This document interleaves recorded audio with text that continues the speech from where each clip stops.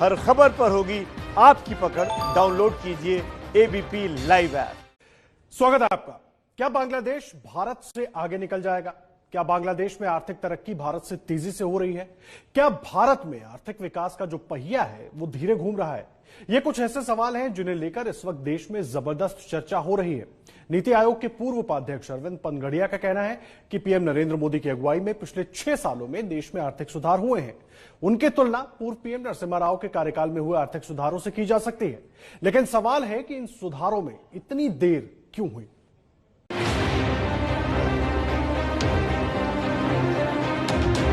किसी भी देश की इच्छा क्या रहती है?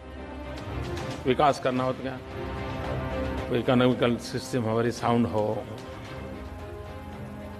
सरप्लस बजट हो, एक्सपोर्ट अच्छा हो, पर कैपिटा इनकम ठीक हो, इंफ्रास्ट्रक्चर में बिजली पानी सड़क मिल रहा है। यही से के आसपास होता है। ये बाय एंड लार्ज हर जगह पे सुनने को मिलता है। लेकिन यहां से रुक करके हमारा देश हम नहीं चला सकते। ये अनिवार्य होने के बाद भी 2 कदम और आगे चलने का निर्णय अभी से करना है। प्रधानमंत्री नरेंद्र मोदी ने ये बात 1 मार्च 2014 को कही थी, जब वो प्रधानमंत्री पद के उम्मीदवार थे। 2 कदम और आगे चलने का निर्णय अभी से करना है। उनकी बातों से साफ था कि प्रधानमंत्री बनने के बाद वो देश में बड़े सुधार लाना चाहते हैं। इस बात को अब 6.5 साल से ज्यादा हो गए हैं। सवाल है कि क्या पीएम मोदी ऐसा कर पाए हैं? इस बहस में पक्ष और विपक्ष दोनों तरफ लोग हैं। इनमें से एक हैं नीति आयोग के पूर्व उपाध्यक्ष और कोलंबिया यूनिवर्सिटी के प्रोफेसर अरविंद पनगड़िया। पनगड़िया का मानना है कि इस साल के मानसून सत्र के बाद पीएम मोदी ने ये पूरी तरह साबित कर दिया है कि वो देश में बड़े सुधार लाने वाले प्रधानमंत्रियों में से एक हैं। अरविंद पनगड़िया ने लिखा है कि नरेंद्र मोदी के रिकॉर्ड की बराबरी नरसिम्हा राव और अटल बिहारी वाजपेयी से की जा सकती है। मनमोहन सिंह के 10 साल के कार्यकाल से तो वो एक बड़े अंतर से आगे निकल चुके हैं।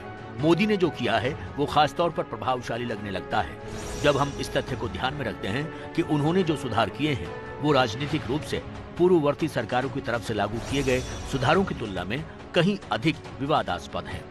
उनके कुछ बड़े सुधारों की जरूरत लगभग 2 दशकों से महसूस हो रही थी, लेकिन सभी पूर्ववर्ती सरकारों ने उन्हें इस बहाने से दरकिनार कर दिया था कि उनके लिए कोई आम सहमति नहीं थी। प्रधानमंत्री नरेंद्र मोदी के लिए आर्थिक सुधार के बड़े फैसले लेना अपेक्षाकृत इसलिए भी आसान था क्योंकि उन्हें जो चुनावी बहुमत मिला वो बीते 30 सालों में किसी भी नेता को हासिल नहीं हो सका। प्रधानमंत्री ने कई बड़े सुधारों के फैसले लिए भी, लेकिन इस बात को लेकर भी सवाल उठते रहे कि आर्थिक विकास की रफ्तार तेज नहीं हो पाई। पूर्व वित्त मंत्री और कांग्रेस नेता पी चिदंबरम का मानना है कि बिना विकास के आर्थिक सुधारों का कोई मतलब नहीं है। उनका कहना है कि मेरे विचार में पीएम मोदी एक सतर्क नेता हैं जो घोर पूंजीवादी के प्रति एक मजबूत पूर्वाग्रह रखते हैं। वो पर्याप्त एकाधिकार का समर्थन करते हैं। अगर वो वास्तविक साहसिक सुधार करना चाहते हैं वो ऐसा कर सकते हैं क्योंकि उनके पास लोकसभा में पूर्ण बहुमत है, जो नरसिम्हा राव और मनमोहन सिंह के पास नहीं था। तो उन चीजों की लिस्ट बनाई जा सकती है, लेकिन आर्थिक सुधारों का सबसे बड़ा टेस्ट यही है कि क्या ये सुधार देश की विकास दर को बढ़ा सकते हैं या नहीं। इस मानक के हिसाब से मनमोहन सिंह बहुत बड़े सुधारक थे, इसलिए मोदी अपने आप को बड़े आर्थिक सुधारकों की लिस्ट में शामिल करने से पहले विकास दर को आगे बढ़ाएं।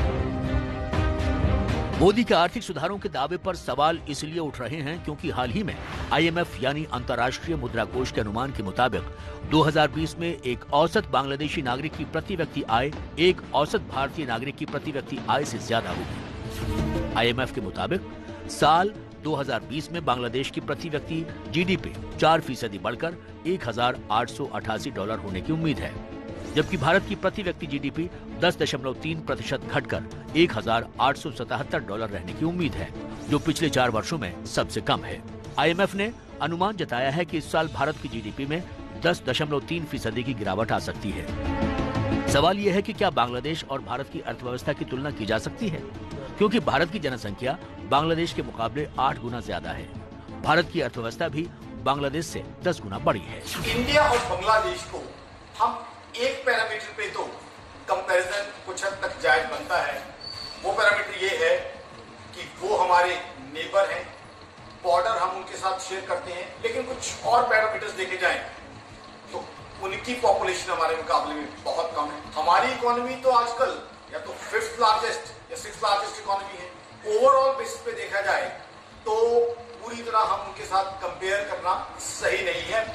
दरअसल इस साल अप्रैल से जून की पहली तिमाही में भारत की जीडीपी के आंकड़े लॉकडाउन की वजह से बुरी तरह प्रभावित हुए हैं।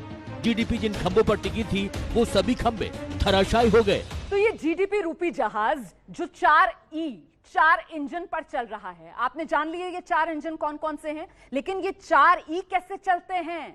वो चलते हैं 8 सेक्टर से। 4E = 8 sector. ये जीडीपी का पूरा कैलकुलेशन। पहला सेक्टर कृषि, दूसरा सेक्टर इसमें रियल एस्टेट गिना जाता है, तीसरा सेक्टर मैन्युफैक्चरिंग आ जाता है, चौथा पावर सेक्टर इसमें शामिल है, कोयला खनन ये सेक्टर भी गिना जाता है जीडीपी कैलकुलेट करने के लिए, ट्रेड कम्युनिकेशन इसमें शामिल है, फाइनेंस, इंश्योरेंस और साथ ही साथ होटल और सर्विसेज की भी गिनती की जाती है जब आप जीडीपी के इन 4 इंजन को चलाने के लिए इस जीडीपी रूपी जहाज को ऊपर आसमान में लेकर चलते हैं, उड़ान भरते हैं। तो देखिए, आपको समझाने के लिए, ग्राफिकल रिप्रेजेंटेशन के लिए मैं इस जीडीपी का ये जो जहाज है इसके कॉकपिट में पहुंच गई हूं और साल दर साल इसका हाल क्या हुआ है जरा ये समझिए। शुरुआत कर लेते हैं जरा साल 2016। जीडीपी का आंकड़ा 8%, 17 में देखिए जरा सा टर्बुलेंस स्टार्ट हुआ, 7%, मतलब नीचे की तरफ ये जा रहा है। 18 में 6% पर पहुंचा और नीचे की तरफ जाते हुए हवाई यात्रा आपने की होगी, आप समझ पा रहे होंगे इस वक्त किस तरीके की स्थिति बनी हुई है। 19 में 4% और 20 की तिमाही में देखिए क्रैश, ये -24% के करीब पहुंच गया जीडीपी रूपी जहाज, हो गया क्रैश, हो गया जमींदोज। मोदी राज में बांग्लादेश और भारत के बीच आर्थिक मोर्चों पर तुलना के लिए हमने अरविंद पानागड़िया द्वारा सुझाए गए 5 बड़े आर्थिक सुधारों को पैमाना बनाते हुए हर सुधार का विश्लेषण किया और हकीकत जानने की कोशिश की। पीएम मोदी को जिन सुधारों के लिए बड़े आर्थिक सुधारक के तौर पर माना जा रहा है उनमें से एक है insolvency and bankruptcy code. Arvind Panagariya जैसे अर्थशास्त्रियों का मानना है कि पहले कर्ज में डूबी कंपनियों से बकाया वसूली के मामले सुलझाने में 15 से 25 साल लग जाते थे, लेकिन 2016 में आए नए कानून से ये प्रक्रिया आसान हो गई है। इसका सबसे ताजा उदाहरण है जेट एयरवेज का रिवाइवल प्लान, जो इंसॉल्वेंसी एंड बैंक्रप्सी कोड की वजह से संभव हो पाया है। ब्रिटेन, कालरॉक कैपिटल और संयुक्त अरब अमीरात के कारोबारी मुरारी लाल जालान वाला कंसोर्टियम अब जेट एयरवेज का नया मालिक होगा। जेट एयरवेज को कर्ज देने वाली कमेटी ऑफ क्रेडिटर्स ने इसकी मंजूरी दे दी है। करीब 1 साल पहले जेट एयरवेज को चलाने के लिए फंड्स की गंभीर समस्या की वजह से बंद करना पड़ा था। आईबीसी कोड की सफलता की एक और बड़ी मिसाल है टाटा समूह के द्वारा भूषण स्टील का अधिग्रहण। 2018 में टाटा स्टील ने घाटे में चल रही भूषण स्टील को 32,500 करोड़ की बोली लगाकर खरीद लिया था। इस डील से स्टेट बैंक समेत कई बैंकों का पैसा डूबने से बच गया। 1 दिसंबर 2016 में जब आईबीसी एक्ट आ गया, जिसमें कि एक टाइम बाउंड रखा गया कि भाई 180 दिन के अंदर डेट ऑफ एप्लीकेशन दिन एडमिट हो जाए, 180 दिन के अंदर उसमें सारे के प्रोसेस रेजोल्यूशन की हो जाएगी। काफी सहूलियत होगी बैंकों, क्योंकि अब जैसे ही एक टाइम लिमिट आ गई कि आपके अकाउंट का रेजोल्यूशन होना 180 दिन में है, तो सभी बैंकों को भी इसमें सुविधा मिल गई। भारत पिछले कई दशकों में बांग्लादेश से जिस क्षेत्र में पिछड़ रहा है उसमें एक है मैन्युफैक्चरिंग सेक्टर। पाकिस्तान से अलग होने से बांग्लादेश को अपनी आर्थिक और राजनीतिक पहचान को अलग बनाने के लिए काफी मेहनत करनी पड़ी है। इसमें लेबर लॉज यानी श्रम कानून की बड़ी भूमिका है। इसके अलावा उन्होंने अर्थव्यवस्था में तेजी से महिलाओं को शामिल किया। बांग्लादेश के विकास का एक प्रमुख आधार कपड़ा उद्योग है। बांग्लादेश में कपड़ों की सिलाई का काम बड़े पैमाने पर होता है और इसमें बड़ी संख्या में महिलाएं शामिल हैं। दुनिया के कई बड़े ब्रांड्स के कपड़े बांग्लादेश में बनते हैं। बांग्लादेश में 2013 के बाद से ऑटोमेटेड मशीनों का इस्तेमाल हो रहा है। बांग्लादेश आज अंतर्राष्ट्रीय बाजार में कपड़ों का एक बड़ा एक्सपोर्टर है। बांग्लादेश का जो ग्रोथ मॉडल है उसको एनालाइज किया जाना चाहिए। भारत में मैन्युफैक्चरिंग को लेके काफी अच्छी पॉलिसीज और प्लान बनाए हैं। हमें उनका इम्प्लीमेंटेशन जो है बहुत बढ़िया तरीके से करना होगा। हर मिनिस्ट्री, हर डिपार्टमेंट, हर ऑफिस जो भी कनेक्टेड है इकोनॉमी के साथ, मैन्युफैक्चरिंग की ग्रोथ के साथ, उनको टाइम बाउंड टारगेट देने चाहिए। मोदी सरकार ने भी अब उद्योग को बढ़ाने के लिए श्रम कानून में बदलाव किया है। जो सुधार पिछले 30 सालों से नहीं हो पाए थे, उन्हें श्रम कानून में बदलाव कर लागू करने की कोशिश की जा रही है। नए कानून के मुताबिक अब 300 से कम मजदूरों से कम वाले फैक्ट्री मालिक अपनी जरूरत के हिसाब से मजदूरों की संख्या को कम या ज्यादा कर सकते हैं। इसके अलावा महिलाओं के नाइट शिफ्ट में काम करने और मजदूरों के काम करने के घंटों में भी लचीलापन रखा गया है। ये एक हिस्टोरिकल डिसीजन होगा क्योंकि ये सब लोगों को साथ में लेके चलने वाला डिसीजन है। सिर्फ लेबर ही नहीं, कॉन्ट्रैक्टर ही नहीं, कंपनियां नहीं, तो इंडस्ट्री को भी उन्होंने उतना ही महत्व दिया है। इसके लिए ये 100% एक सबका साथ सबका विकास जिसको कहते हैं, वो एक रिफॉर्म में मैं समझता हूँ कि यस, ये बहुत हिस्टोरिकल रिफॉर्मिस्ट है। ये है मध्य प्रदेश के होशंगाबाद में खेती करने वाले किसान संतोष यादव। संतोष मंझले किसान की श्रेणी में आते हैं। संतोष का कहना है कि उनकी फसल की ज्यादातर कमाई बिचौलियों की जेब में चली जाती है, जिससे उनकी कमाई बहुत कम होती है। लेकिन अब कृषि कानूनों में बदलाव की वजह से किसानों को दूसरे राज्य में फसल बेचने की इजाजत मिल गई है। संतोष को लगता है कि नए कानून से उन्हें ज्यादा लाभ मिल सकेगा। किसान बिल जो पास किया गवर्नमेंट ने, उससे हम किसानों को काफी फायदा होगा उससे, क्योंकि हमारा जो माल है उसको कहीं भी जहां उचित दाम रहेगा वहां हम बेच सकेंगे। तो इसमें क्या है, व्यापारियों की मनमानी नहीं चल पाएगी इससे, तो किसानों के हित में, काफी हित में है।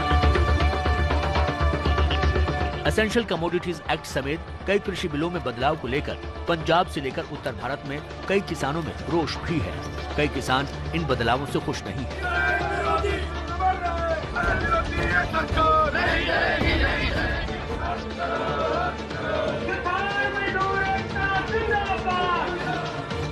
यह है पटना सिटी के मच्छरहट्टा इलाके में खिलौना का व्यवसाय करने वाले सज्जन कुमार चैन। देश में जीएसटी लागू होने के बाद से ये काफी खुश हैं। उन्होंने बताया कि जीएसटी लागू होने पर अफसरशाही से व्यापारियों को बड़ी राहत मिली है। 1-2 साल के अंदर जो व्यापार में क्रांति आएगी, पूरा हिंदुस्तान में बहुत बड़ा फर्क पड़ गया। जीएसटी से हम बहुत खुश हैं। सबसे बड़ा ये है कि आज हमको किसी ढंग का दोहन का सामना नहीं करना पड़ता। जब कोई भी नई व्यवस्था इस तरह से इतने बड़े स्तर पे की जाती है और प्रयोग और रिफॉर्म्स लाए जाते हैं, तो उसके शुरू में कुछ अड़चने आती हैं। आपने देखा होगा शुरुआत में जब आया तो क्योंकि बहुत चीजें कंप्यूटर और टेक्नोलॉजी से जुड़ी चीजें थी, उस तरह की समस्याएं हैं। इस तरीके की चीजें धीरे धीरे आपको ऐसा लग रहा है या ऐसा समाज को लग रहा है या सरकार को लग रही, तो उसको धीरे धीरे सुधार वो करती है। ऐसा नहीं है कि कारोबार और उद्योगों के लिए जरूरी सभी बड़े सुधार कर लिए गए हैं। जिन बड़े सुधारों की अब भी जरूरत है उनमें अहम है भूमि अधिग्रहण का मामला। जानकारों का मानना है कि मोदी सरकार भूमि अधिग्रहण के कानून और प्रावधानों में बड़े बदलाव और सुधार करने से परहेज कर रही है। शुरुआत में भूमि अधिग्रहण कानूनों को लेकर बदलाव के कुछ प्रयास जरूर किए गए, लेकिन विरोध के चलते फिलहाल इस मामले को ठंडे बस्ते में ही रखा गया है। अभी मैं समझता हूं अभी रिफॉर्म्स में जो कमी है वो लैंड रिफॉर्म्स अभी और आने बाकी हैं, क्योंकि फैक्ट्री लगेगी कहां, जमीन पर। जब तक लैंड रिफॉर्म्स नहीं होंगे, क्योंकि आपको जब फैक्ट्री लगानी है और लैंड एक्वायर करने की बात आती है, आज आपको हाईवे बनाना हो जो कि देश की उन्नति प्रगति करता है, हाईवे से कितना लाभ होता है अर्थव्यवस्था की दृष्टि में, हम इसको बोलते हैं मल्टीप्लायर इफेक्ट। एक हाईवे बनने से उसका 8 गुना असर होता है। उसके लिए जमीन का अधिग्रहण करने में इतनी कठिनाई आती है। ये है राजकोट के रहने वाले परेश वासाणी। ये राजकोट के इंजीनियरिंग एसोसिएशन के अध्यक्ष हैं। इनका मानना है कि रेलवे जैसे सेक्टर में एफडीआई आने से भारतीय उद्योग को काफी फायदा होगा। मोदी सरकार ने हाल ही में डिफेंस, रेलवे और एयरलाइंस के सेक्टर में विदेशी निवेश को मंजूरी दी है। फॉरेन डायरेक्ट इन्वेस्टमेंट आने से इंडियन इंडस्ट्री को अच्छा बढ़ावा मिलेगा।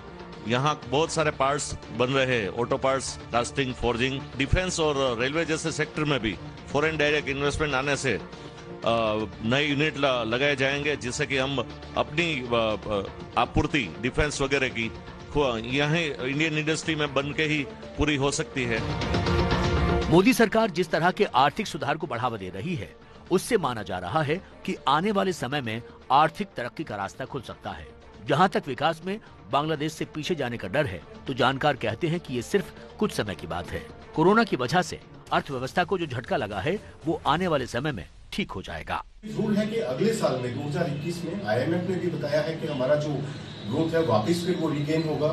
2030 US डॉलर 2030 के आसपास हम वापस अपना जो ग्रोथ है जो 8% से ज्यादा गेन करके हमारा जो पर कैपिटा जीडीपी है 2030 डॉलर के आसपास रहेगा, जबकि बांग्लादेश का उस समय पे 1990 के आसपास रहेगा। तो वापस हम 2021 में रीगेन कर रहे हैं।